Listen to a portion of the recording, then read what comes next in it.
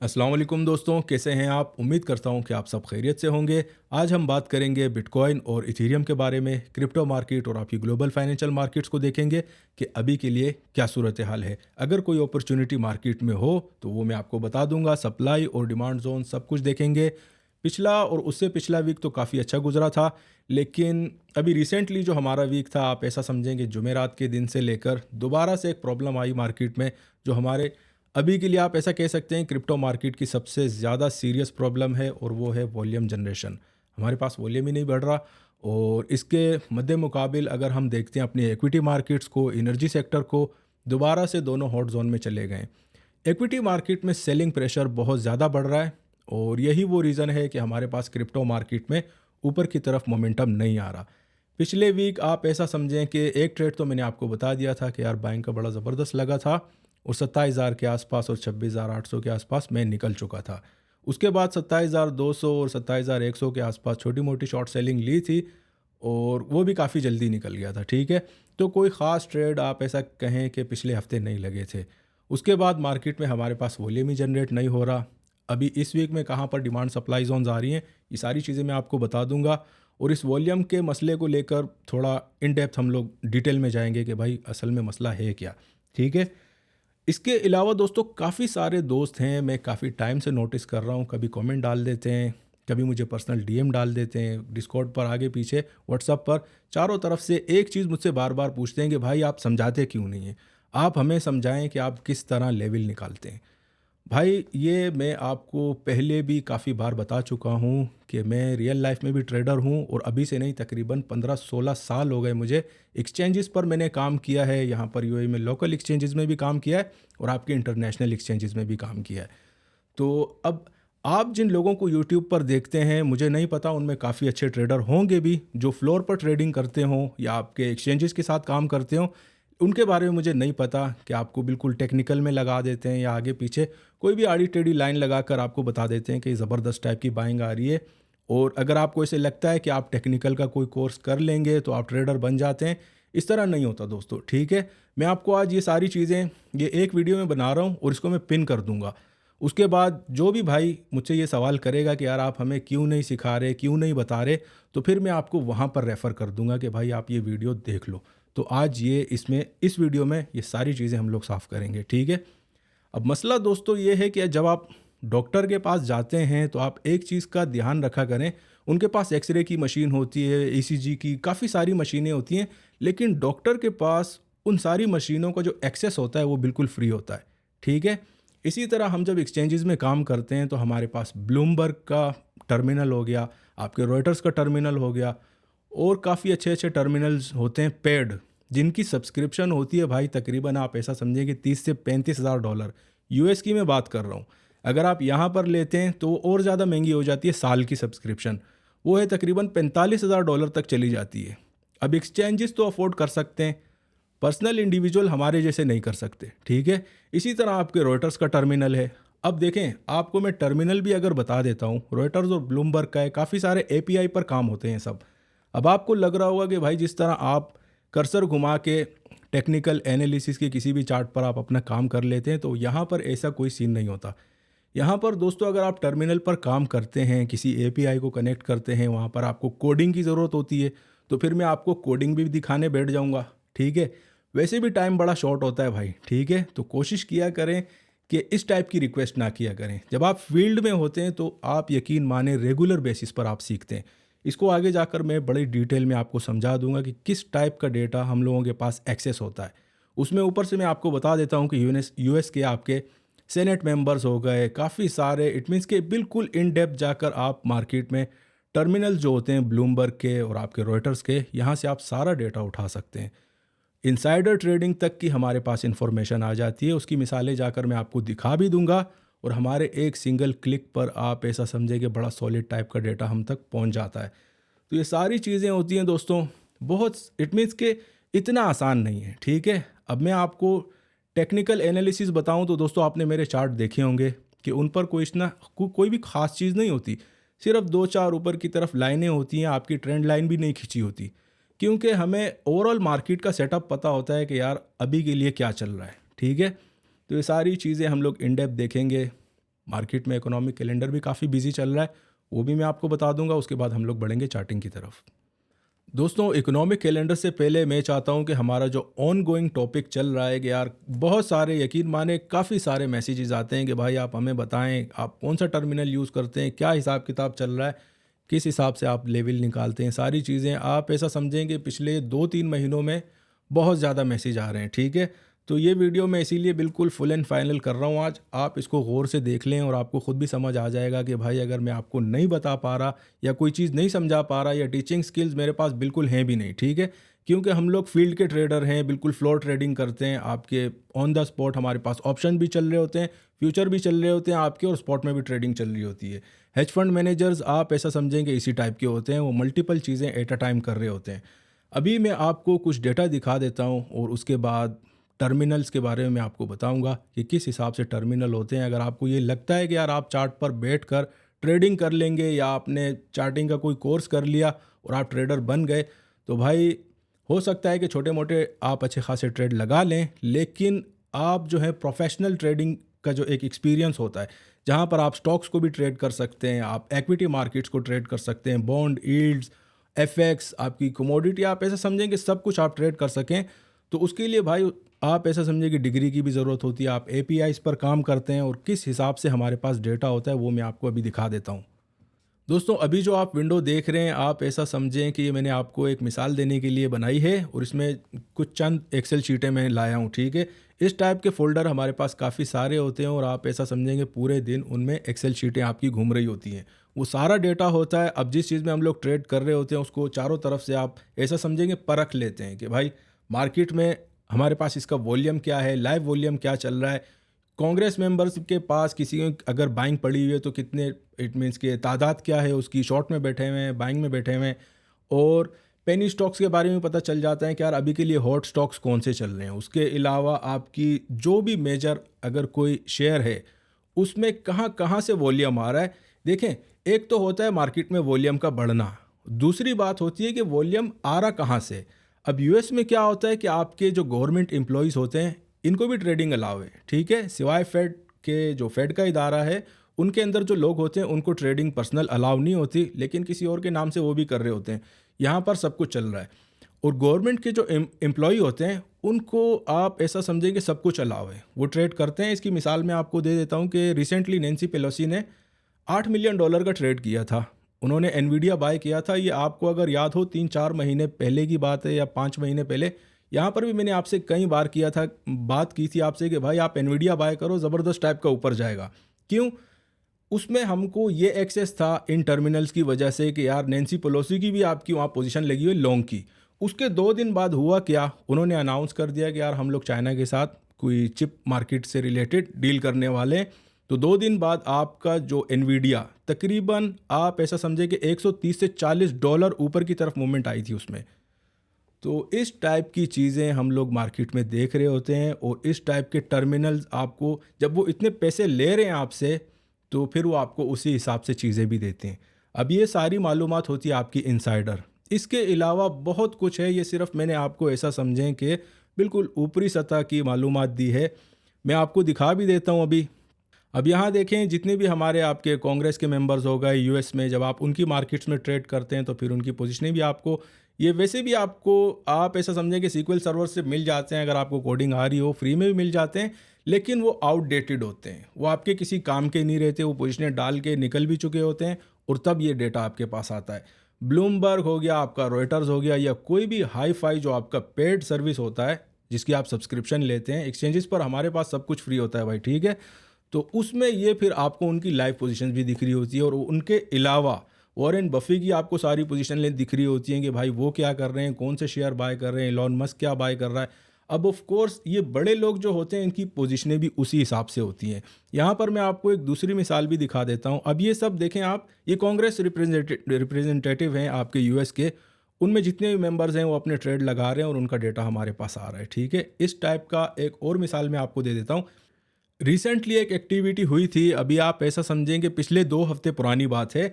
इसका डेटा भी हमारे पास मौजूद था। माइक्रोसॉफ्ट शेयर की मैं बात कर रहा हूँ। ठीक है, उसमें आपके हाउस के जो मेंबर थे उन्होंने तकरीबन अचानक से अपना वॉल्यूम बढ़ा दिया था। अब ये होती है टिप की बात। टिपें देखें आपको इसी तरह ही मिलती है मार्केट में। आप चारों तरफ जो है ना निगाहें आपकी होती हैं। अब इनके मेंबर्स के हज़ारों जो हैं पोज़ीशनें लगी होती हैं, लेकिन इट मीन्स कि मैक्सिमम नंबर क्या आ रहा है, किसकी तरफ से कौन-सा शेयर आ रहा है और वॉल्यूम उसका क्या है, वो मैटर करता है। आप ऐसा समझें कि जब आप फील्ड में होते हैं तो डेली रूटीन में आप कुछ ना कुछ आप सीख रहे होते हैं और ये सारा एक पाइल अप होता है। ये आपका एक्सपीरियंस होता है कि जितने साल आपने मार्केट में लगा दिया, तो उसके बाद होता क्या है कि आप छोटी-मोटी भी मालूमात आपको मिल जाए तो आप बड़ी तस्वीर तक पहुँच जाते हैं कि यार ये कहानी हुई है, तो इसका ये रिज़ल्ट आने वाला है। तो आते हैं उस मेंबर पर। उनकी अभी एक्सेल शीट मुझसे आगे पीछे हो गई, बहुत सारी हैं यार, मैं आपको दिखा नहीं सकता। वैसे मैं आपको 2-4 और भी दिखा देता हूँ। उन्होंने किया था अचानक से, वो तकरीबन 10,000 उनके शेयर्स खरीदा करती थी वर्थ के, ठीक है? कभी 25,000 वर्थ उन्होंने अपनी परचेज़िंग कर ली। मैक्सिमम उस ख़ास जो बंदा था, औरत थी वो, उनका जो मैक्सिमम लेवरेज जाता था वो आप ऐसा समझें कि कभी भी $50,000 के ऊपर नहीं गया था। और ये सारी चीज़ें हम लोग ट्रैक कर रहे होते हैं साथ-साथ में। ये मैं सारी चीज़ें आपको इसलिए बता रहा हूँ कि भाई ये बहुत पीछे, आप ऐसा समझें कि पूरी फ़िल्में चल रही होती हैं। अब इसमें उन्होंने अचानक से वॉल्यूम बढ़ाया आपके माइक्रोसॉफ्ट पे, सीधे तकरीबन 6-7 लाख का जो है उन्होंने डाल दिया। उसके बाद यकीन माने, आप खुद जाकर अभी माइक्रोसॉफ्ट की प्राइस देखें, उनके पास टिप थी, ठीक है? अब उनकी टिप थी, उन हमारे बहुत सारे हेज फंड मैनेजर होते हैं, कुछ पहुंच जाते हैं, कुछ नहीं पहुंचते। अब अचानक जब आप ये सारी चीज़ें रियलाइज़ करते हैं मार्केट में कि यार इस मेंबर ने तो कभी ये कहानी की ही नहीं है, अचानक से इनकी तरफ से इतना ज़्यादा वॉल्यूम आ रहा है, कोई तो गड़बड़ है, ठीक है? उसके बाद आज आप देख सकते हैं माइक्रोसॉफ्ट तकरीबन 308 और 310 के आसपास चल रहा है। पूरे $30 का ट्रेड था वो। अब तक तो वो मार्केट में से निकल भी चुकी होंगी, या उनको इतना भी पता होगा कि यार और नीचे इसने कहाँ तक जाना है, अपनी प्रॉफिट बुकिंग कर लें, ठीक है? तो ये सारी चीज़ें आपके कांग्रेस मेंबर्स को, उनके हाउस के मेंबर्स को, और जो भी उनके सेनेट मेंबर्स हैं, इन सब को, गवर्नमेंट एम्प्लॉयज़ को, ये सब अलाउ होता है। इसके अलावा भी जो आपके बड़े लोग होते हैं, वॉरेन बफे का मैंने आपको नाम बता दिया, ब्लैक रॉक की आपको सारी पोजीशनें नज़र आती होती हैं कि उन्होंने कहाँ-कहाँ पर पोजीशनें ली हुई हैं। तो ये टर्मिनल्स का आपका ये फ़ायदा होता है। और जब आप इसी फील्ड में काम कर रहे होते हैं तो यकीन माने आप दिन ब दिन चीज़ें सीख रहे होते हैं। मैं ये नहीं कहता कि मैं बहुत अच्छा ट्रेडर हूँ। मैं बिल्कुल एक नॉर्मल सा ट्रेडर हूँ। रेगुलर बेसिस पर कोई ना कोई नई चीज़ हम लोग सीख रहे होते हैं, ठीक है? तो अगर आपको ये लगता है कि अगर मैं आपको कोई टर्मिनल बता दूँगा या आपको चार्ट में कुछ करके बता दूँगा तो आप उसको सीख जाएँगे और आपका हर ट्रेड जो है बड़ा ज़बरदस्त चलेगा, इस तरह नहीं होता दोस्तों, ठीक है? सिर्फ़ चार्टिंग या सिर्फ़ टेक्निकल एनालिसिस से आप ऐसा समझें कि मार्केट को सही से फ़ोरकास्ट नहीं कर सकते। अगर कोई स्ट्रेटजी कभी-कभार किसी की चल जाती है, वो कुछ दिन तक चलती है, उसके बाद दोबारा से बदल जाती है, ठीक है? मार्केट जो है वो आपकी साइकी से खेल रही होती है। अगर आपके पास ओरिजिनल डेटा, जो एक प्योर डेटा होता है, जो आप मार्केट में से उठाते हैं, और ये सब चीज़ें आपको टाइम के साथ ही सीखना होती हैं, ठीक है? जितना टाइम आप मार्केट में गुज़ारते हैं, जितना एक्सपीरियंस आपका बढ़ रहा होता है, उसी हिसाब से फिर आप जो हैं वो पॉलिश होते रहते हैं मार्केट में। तो ये वो सारी चीज़ें थी दोस्तों, मैं आपको बताना चाह रहा था कि भाई ये सीखना, देखें इसके लिए आसान हल मैं आपको ये बता देता हूँ कि अगर आपने वाकई ट्रेडर बनना है तो भाई, अगर आपने डॉक्टर की डिग्री ली है तो आप हॉस्पिटल जाते हो, ठीक है, सीखने के लिए, ट्रेनिंग के लिए। तो अगर आपने ट्रेडर बनना है भाई, तो फिर आप भी किसी एक्सचेंज को ज्वाइन करें। रियल लाइफ में, रियल टर्म में क्या चीज़ें होती हैं, उधर आपको ऐसा समझें कि सॉलिड टाइप के टेक्निकल एनालिसिस का भी टर्मिनल मिलेगा। उसके अलावा अगर ब्लूमबर्ग नहीं होगा या आपका रॉयटर्स नहीं होगा, कोई हल्की कंपनी हुई, तो उसका ऑल्टरनेटिव उनके पास बड़ा सॉलिड होगा और वो आपको सिखा भी देंगे। अगर आपको कोडिंग आती हो तो फिर, अगर नहीं आती तो फिर आप उसमें काफ़ी टाइम लगाएंगे अपना, और उसके बाद आप टर्मिनल पर बैठ जाएंगे, ठीक है? डेटा एक्सेस जो है मार्केट में, ये सबसे ज़्यादा इंपॉर्टेंट चीज़ होती है। इस वीडियो का यही मतलब था। अगर मैं आपको सॉफ्टवेयर बता देता हूँ और आपको आता नहीं है, कोडिंग नहीं आती, तो एक अलग मसला हो जाएगा, और इतना टाइम नहीं है भाई कि इस सब कुछ में से मैं फिर आपको ट्यूटोरियल करके बनाता रहूँ, ठीक है? बहुत लंबा प्रोसेस है, और मेरी आपसे ये गुजारिश है, अगर आप सीखना चाहते हैं, सॉलिड तरीके से आप ट्रेडर बनना चाहते हैं, तो भाई किसी एक्सचेंज को ज्वाइन कर लें। और यहाँ पर हमारे पास यूट्यूब में काफ़ी बार मैं देख रहा होता हूँ कि सिर्फ चार्टिंग के कोर्स ही चल रहे होते हैं और बोल रहे हैं हम आपको ट्रेडर बना देंगे। कोई 1 महीने का कोर्स करा रहा होता है, कोई 15 दिन का करा रहा होता है, कोई 6 महीने का। तो इस तरह दोस्तों, ये बिल्कुल आप ऐसा समझें कि अपने पैसे ज़ाया करने वाली बात है। तो ये टॉपिक उम्मीद है आपको समझ आ चुका होगा, और किसी भाई ने भी अगर फ्यूचर में ये टॉपिक से रिलेटेड अगर मुझसे पूछेगा तो इंशाल्लाह मैं आपको इसी वीडियो पर रेफ़र करूँगा कि असल में क्या हो रहा होता है मार्केट के पीछे, जब आप मार्केट को एनालाइज़ कर रहे होते हैं। अभी बढ़ते हैं दोस्तों हम इकोनॉमिक कैलेंडर पर। इकोनॉमिक कैलेंडर में आज हमारे पास आप ऐसा समझें कि कंज्यूमर कॉन्फिडेंस का डेटा था, उसके बाद न्यू होम सेल्स का डेटा था, दोनों नेगेटिव आए, ठीक है। और ये न्यू होम सेल्स का डेटा जो है ये आप ऐसा समझें कि अगर नेगेटिव भी आ जाए तो इक्विटी मार्केट्स को ये सही से रिप्रेजेंट नहीं करता। ये आप ऐसा समझें कि बड़ा सॉलिड डेटा होता है, लेकिन इस पर बड़े कम लोगों की नज़र होती है। न्यू होम सेल्स की मैं बात कर रहा हूँ। इसके बाद दोस्तों कल हमारे पास जो डेटा है कोर ड्यूरेबल गुड्स का डेटा है। ड्यूरेबल गुड्स है, अच्छा खासा डेटा होता है ये भी। असल में बात पता है क्या है, अभी वॉल्यूम क्यों नहीं जनरेट हो रहा इस महीने, ये जैसे ही ख़त्म होगा नेक्स्ट वीक में हमारे पास मेरे ख्याल में सीपीआई का डेटा आ रहा है, उसी की वजह से आपकी मार्केट ने एक ब्रेक टाइप की लगाई हुई है।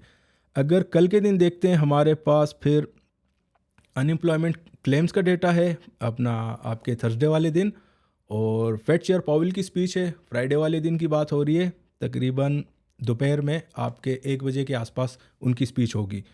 और उसके बाद आप ऐसा समझें कि कंज्यूमर सेंटिमेंट्स का दोबारा डेटा है। और अगर ओवरऑल इस डेटा को हम देखते हैं तो आप ऐसा समझें कोई ख़ास ये वीक में हमारे कोई सॉलिड डेटा नज़र नहीं आ रहा मार्केट में। लेकिन फेड चेयर पावेल की स्पीच में आप ऐसा समझें कि इंटरेस्ट रेट को लेकर और सीपीआई को लेकर काफ़ी सारी आप मार्केट में से हिंट्स निकाल सकते हैं। अभी बढ़ते हैं दोस्तों चार्टिंग की तरफ। आज आप ऐसा समझेंगे वीडियो ऑलरेडी काफ़ी लंबी हो चुकी है तो इसको शॉर्ट करते हैं। वैसे भी आपकी मार्केट में वॉल्यूम नहीं है तो ज़्यादा डिटेल में जाना आप ऐसा समझें कि फ़जूल हो जाएगा, ठीक है। 2-4 में आपको एक्सेल शीटें बता देता हूं कि किस टाइप का हमारा डेटा होता है और किस तरीके से हम एनालाइज करते हैं, उसके बाद हम लोग सीधे चार्टिंग पर जाएंगे। अच्छा, जिस मेंबर की अभी मैं आपको बात कर रहा था मैंने सोचा वो आपको दिखा भी देता हूँ कि ये इनका नाम है सुज़ैन के डेल्बिन, ठीक है। ये हैं आपकी हाउस रिप्रेजेंटेटिव। इनका जो है ना नॉर्मल वॉल्यूम होता था, काफ़ी टाइम से हम लोग सब कुछ ट्रैक कर रहे होते हैं और रेगुलर बेसिस पर इनको हम लोग देख रहे होते हैं। तो इनका जो अचानक से वॉल्यूम पड़ा था 2.5 लाख एक आया था, 2.5 लाख से लेकर 1 मिलियन तक के इनका वॉल्यूम जो है अचानक बढ़ा था। तो जब 15,000 का जो आप ऐसा समझे कि लिक्विडिटी रखता है बंदा, उससे ज़्यादा 25,000 मैक्सिमम हो गया, उससे ज़्यादा अगर नहीं जाता अचानक से फिर वो आपके 2.5 लाख लगा देता है मार्केट में और 1 मिलियन तक उसको खींच लेता है, तो फिर आप ऐसा समझें कि भाई टिप बड़ी स्ट्रॉन्ग है, ठीक है। इस तरह फिर आप मार्केट को एनालाइज करते हैं कि यार उसने क्या किया, और इट मीन्स कि यार जिस तरह आपके तजिया निगार होते हैं ना कि चारों तरफ खबरें रख रहे होते हैं, इसी तरह हमारा भी कोई काम है कि बिल्कुल चारों तरफ से जो है हम लोग मॉनिटर कर रहे होते हैं चीज़ों को पूरा दिन। एक और भी एक आपको एक्सेल शीट दिखा देता हूँ। इसमें देखें काफ़ी सारी चीज़ें होती हैं। अगर आप स्टॉक चूज़ करते हैं उसमें आपको देखते हैं कि यार हैवी वेट स्टॉक हैं लेकिन अंडर वैल्यूड हैं। तो अंडर वैल्यूड जो आपके स्टॉक होते हैं उनका डेटा आप अलग से निकाल रहे होते हैं, उनमें किन किन बड़े बड़े बंदों की पोजीशनें लगी हैं, ये सारी इनसाइडर इन्फॉर्मेशन आपको इन 2 टर्मिनल्स पर, तो मैं पर्सनली काम करता हूँ और आप ऐसा समझें कि इन 2 टर्मिनल्स पर आपको ये बिल्कुल लाइव डेटा मिलता है। काफ़ी सारे सीक्वल सर्वर आपके मार्केट में बने हुए हैं, बिल्कुल फ्री में भी है लेकिन वो आउटडेटेड होते हैं, बिल्कुल आपको पुराना थका हुआ डेटा वहाँ से मिलता है, ठीक है। तो अगर सॉलिड आपका टर्मिनल हो तो फिर आपका काम भी बड़ा सॉलिड होता है। ये हो गया दोस्तों। अभी हम बढ़ते हैं अपना चार्टिंग की तरफ। हमेशा की तरह हम लोग स्टार्ट करेंगे बिटकॉइन के चार्ट से। और लास्ट वीक आप ऐसा समझें काफ़ी हल्का गुजरा था, ठीक है। उसमें कोई ख़ास ट्रेड नहीं लगे थे, 1-2 ही ट्रेड थे। उसके बाद मार्केट आपकी बिल्कुल 26,000 के आसपास आकर रुक गई और कोई ख़ास मेजर मोमेंटम मार्केट में नहीं मिली। तो लास्ट वीक की कहानियाँ अभी हम ख़त्म करते हैं। इस वीक में हमारे पास डिमांड और सप्लाई जोन्स कहाँ पर आ रही हैं वो लेवल मैं आपको बता देता हूँ। पहली डिमांड जो इस वीक में मेरे पास आ रही है भाई वो है तकरीबन आपका 25,900 का एरिया। और उसके बाद एक सॉलिड डिमांड जोन है और जो मैं आपको बताता हूँ कि यार बड़ा सॉलिड एक लॉन्ग टर्म का बुलिश ट्रेंड चल रहा है, वो वाला एरिया वो 24,800 से उठकर अभी आ गया है तकरीबन 25,000 450 से 600 के बीच में। तो सेकंड डिमांड जोन हमारी अभी के लिए है तकरीबन 25,400 से 600 का एरिया, बड़ा स्ट्रॉन्ग एरिया है। अगर इस एरिया के नीचे आपकी क्लोजिंग आ जाती है तो फिर आप ऐसा समझे कि मार्केट आपकी एक अच्छे खासे डाउन ट्रेंड में जा सकती है। लेकिन अगर लास्ट टाइम की तरह ये लेवल हमारा सर्वाइव करता है, जैसे कि मैंने आपसे कहा था कि यार 24,800 के ऊपर जब तक मार्केट आपकी ट्रेड हो रही है ज़बरदस्त अपनी पोजीशनिंग लगाएं, अच्छे खासे पैसे बन जाते हैं। तकरीबन 2-3 महीने तो हो गए ज़बरदस्त टाइप के पैसे बन भी रहे हैं, ठीक है। इसके अलावा अगर एसएल हिट भी होता है मार्केट में, मैं आपको हमेशा ही कहता हूँ कि यार मार्जिन अपने हल्का रखा करें, ट्रेड ज़रूर किया करें, ठीक है। अगर एसएल हिट भी होता है, आपने अगर 25,500 की या 400 की या 800 इवन 900 की पोजीशन ले ली, आपकी प्राइस के नीचे से अगर क्लोजिंग आ जाती है तो मार्केट में छोटा मोटा ऐसे लेके निकल जाएं भाई। पिछले अगर 2-3 महीनों से आप एक ही लेवल को सरवाइव कर रहे हैं, उसमें पैसे बना रहे हैं, तो 1-2 स्टॉप लॉसेस लेने में कुछ भी नहीं होता। ट्रेड को नहीं छोड़ना चाहिए, ठीक है। तो पहली डिमांड जोन भी हमारी क्लियर हो गई है बीटीसी की, और सेकंड डिमांड जोन भी मैंने आपको बता दी 25,900 से 26,000 का एरिया इस वीक में है। और लास्ट टाइम अगर आपको याद हो मैंने आपसे कहा था कि यार अभी बिल्कुल 27,500 हमारे पास पहली सप्लाई थी, तो मैंने आपसे कहा था कि बिल्कुल प्रिसाइजली कह दिया था कि यार अगर पहली सप्लाई पे भी हम लोग शॉर्ट सेल करते हैं तो फिर आप डिमांड जोन को टारगेट करते हैं, अगर उसके ऊपर आपकी क्लोजिंग आ जाए तो फिर आपने हल्का फुल्का ऐसे लेके निकल जाना है। इधर भी सेम स्ट्रेटजी है, ठीक है। ऊपर की तरफ हम लोग मार्केट को देख रहे हैं, अभी तकरीबन 27,500 की पहली सप्लाई आ रही है, 400 से 500 का एरिया। सेकेंड सप्लाई की अगर बात करें तो 28,400 का एरिया आ रहा है। बीटीसी क्लियर हो गया दोस्तों। अभी बढ़ते हैं इथीरियम की तरफ। अगर इथीरियम की बात करें तो करंट प्राइस हमारे पास अभी के लिए 1590 की चल रही है। और अगर आपको याद हो लास्ट वीक आपने मेरी वीडियो देखी हो तो उसमें मैंने आपसे कहा था कि 1660 और 70 के आसपास बड़ी सॉलिड सप्लाई है आपकी मार्केट में, ठीक है। पहली सप्लाई थी वो हमारी, उसमें मैंने यही कहा था कि 1660 के ऊपर अगर आपकी क्लोजिंग नहीं आती तो ये सप्लाई बड़ी वीआईपी आपकी काम करेगी। और अभी बिल्कुल आप देखें, अगर आपने वहाँ पर शॉर्ट सेल किया था, मैंने पर्सनली इथीरियम शॉर्ट नहीं किया था, मैंने बीटीसी किया था, और तकरीबन आपके 1580 तो मार्केट में लग चुका है। ऑलमोस्ट 90 to 100 पॉइंट्स आपने मार्केट में टारगेट किए हैं, ठीक है। करंट डिमांड हमारे पास इथीरियम की आ रही है 1570, और उसके बाद 1510 का एरिया आ रहा है, तो ये भी क्लियर हो गया। और अगर सप्लाई की बात करते हैं इथीरियम की तो तकरीबन पहली सप्लाई हमारे पास सिमिलर लेवल है 1660 और 1670 का। उसके बाद जो मेजर सप्लाई है वो तकरीबन आपकी 1740 के आसपास का एरिया आ रहा है। सेकंड सप्लाई की बात कर रहा हूँ। अब देखें आप इसमें ट्रेड किस तरह करते हैं। अगर आपकी पहली सप्लाई या पहली डिमांड जोन आ जाती है, हम लोगों की वहाँ पर परचेजिंग या शॉर्ट सेलिंग लग जाती है। उस प्राइस के नीचे अगर डेली क्लोजिंग आ गई तो हम लोग निकल गए, अगर नहीं आई तो फिर हम लोग ट्रेड के अंदर हैं और अपनी अगर बाई किया है तो सप्लाई को टारगेट करते हैं, अगर शॉर्ट किया है तो डिमांड को टारगेट करते हैं। दोस्तों ये चार्टिंग का सेक्शन भी ओवर हो चुका है। सप्लाई और डिमांड जोन सारी मैंने आपको बता दी, इथीरियम की भी और बीटीसी की भी। आपको इन्फो वाली विंडो एक बार मैं दिखा देता हूँ ताकि ऐसा ना लगे आपको कि यार असद भाई ने आज बिल्कुल जान छुड़ा ली, ठीक है। डेटा सेंटर में देखें, लास्ट वीक मैंने आपसे कहा था कि यार हमारी क्रिप्टो मार्केट जो है, अगर इंस्टीट्यूशंस का इंटरेस्ट ऑलमोस्ट बढ़ चुका था आपकी इक्विटी मार्केट्स में, अगर ये बरकरार रहता है और ऊपर मजीद जाता है तो हमारा बीटीसी भी इसको फॉलो करेगा, आपकी जो क्रिप्टो मार्केट है। लेकिन आप ऐसा समझें कि इसको इक्विटी मार्केट्स को टेक ओवर कर दिया है आपकी एनर्जी सेक्टर ने दोबारा से। मसला चल रहा है आपके यूक्रेन और रशिया का, काफ़ी ज़्यादा सीरियस हो रहा है, कभी कहाँ पर मिसाइल फट रहे हैं, कभी क्या हो रहा है भाई। तो उनकी जंग जो है वो आप ऐसा समझें काफ़ी हॉट हो रही है। उसकी वजह से एनर्जी प्राइसेस जो हैं, उसके अलावा सऊदीया ने अपने ऑयल की कटिंग की है, सप्लाई की, उसका भी बहुत ज़्यादा इम्पैक्ट पड़ रहा है मार्केट में। तो अभी के लिए अगर कोई हॉट सेक्टर है आपकी मार्केट में जो डोमिनेट कर रहा है, जिसमें आपके इंस्टीट्यूशंस का, जो आपके बड़े बड़े बैंक्स होते हैं उनका पैसा, आप ऐसा समझें कि टोटली आपके एनर्जी सेक्टर में। लास्ट वीक हमारे पास जो बीटीसी का एक इंटरेस्ट लेवल आ रहा था तकरीबन 5 के आसपास था। मैंने आपसे कहा है कि अगर 0 के 10 के बीच में हो तो बड़ा सॉलिड टेरिटरी होती है, पॉजिटिव टेरिटरी। 5 तक हम लोग पहुंच गए थे और आज अभी मैं देख रहा हूं तकरीबन 1% के आसपास हैं। पर अच्छी बात यह है कि हम लोग पॉजिटिव टेरिटरी में हैं। इसके अलावा दोस्तों एक्विटी मार्केट जो एक अच्छा खासा इंटरेस्ट उसमें था, मार्केट में हमारी अच्छी खासी परफॉर्म कर रही थी ऊपर की तरफ, वो काफ़ी ज़्यादा नेगेटिव हो चुकी है। उसमें आपकी ये यूक्रेन और रशिया की वजह से भी आपकी इक्विटी मार्केट्स पर काफ़ी ज़्यादा फ़र्क पड़ता है, वो भी नेगेटिविटी काफ़ी ज़्यादा फैलाती है मार्केट में। इसके अलावा 2-4 चीज़ें और भी एक साथ चल रही हैं कि चाइना और यूएस के जो हैं आपस में टेंशन बढ़ रहे हैं, कभी ताइवान को लेकर और चिप इंडस्ट्री को लेकर। और अगर आपको याद हो 1-2 हफ्ता पहले मैंने आपसे कहा था कि अंडर वाटर केबलिंग जो है उसको लेकर बहुत ज़्यादा मामला सीरियस हो रहा है आपके चाइना और अमेरिका का। इसकी वजह से भी आपकी इक्विटी मार्केट्स डिस्टर्ब हैं, ठीक है। तो इक्विटी मार्केट में आप ऐसा समझें कि अभी के लिए शॉर्ट सेलिंग का प्रेशर ज़्यादा है।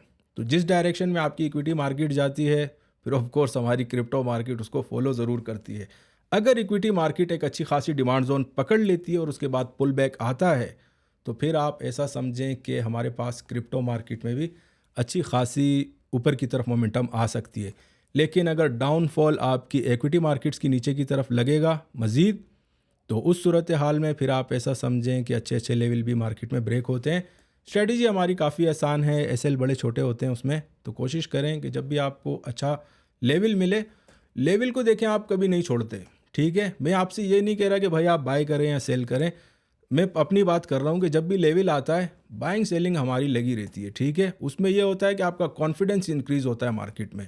तो कोशिश किया करें कि आप अगर ख़ुद भी सीख रहे हैं, आपका लेवल आए तो आप ख़ुद भी ट्रेड किया करें। ठीक है, बड़े छोटे से मार्जिन से आप लगाएं, पर लगाएं ज़रूर। भले आप $2 का ट्रेड लें, उसमें होगा क्या, आपका कॉन्फिडेंस इंक्रीज़ होता है, मार्केट पर आपका ग्रिप बढ़ता है। जब आपके अपने पैसे लगे होंगे मार्केट में, तब आप बड़ा ज़बरदस्त टाइप का बंदा, सीखने की कोशिश उसकी 4x हो जाती है, 5x तक वो तेज़ हो जाता है बंदा। ठीक है, लेकिन आप अगर इस मूड में आते हैं कि यार मैं पहले सीख लूँगा, 2-4 साल बाद, उसके बाद में ट्रेड करूँगा, बहुत लेंदी प्रोसेस हो जाएगा और यकीन माने आप कभी भी सीख नहीं पाएंगे। ठीक है, तो इस चीज़ का आपने ध्यान रखना है कि अगर आप मार्केट को सीख रहे हैं तो आप अपना पैसा भी उसमें ज़रूर लगाया करें। भले छोटा छोटा आप $1-2 के ट्रेड लें और मार्केट में ट्रेड करते रहें, तो उससे क्या होता है, आपको मार्केट की मोमेंटम पता हो जाती है।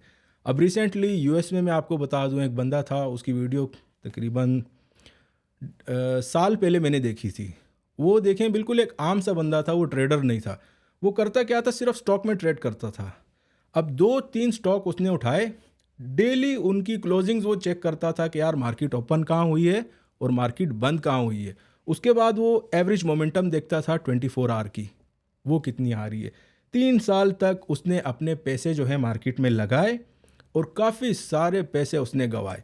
उसके बाद आप ऐसा समझें कि 5-6 साल बाद उसका मार्केट में उन 2 स्टॉक्स पर ग्रिप हुआ कि हाँ यार, इस तरह मैं कर रहा हूँ, मार्केट की मैक्सिमम वॉलेटिलिटी ये आ रही है, ऊपर नीचे की इसकी रेंज ये आ रही है, डिमांड वो फिर अपनी तरीके से बनाता था। ठीक है, अब उसके पास, उसने खुद ही कहा है कि मेरे पास कोई डेटा, कोई चीज़ नहीं होती थी, लेकिन मैंने 1 या 2 इंस्ट्रूमेंट्स को बिल्कुल सॉलिडली फॉलो किया और तकरीबन 7 साल फॉलो किया।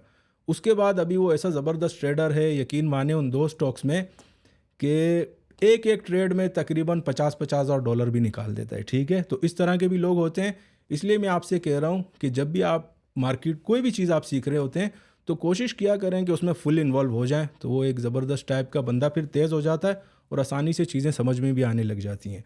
तो दोस्तों, ये तो थी आज की अपडेट। उम्मीद है आपको पसंद आई होगी। अगर पसंद आई है तो दोस्तों के साथ ज़रूर शेयर कीजिएगा। शुक्रिया।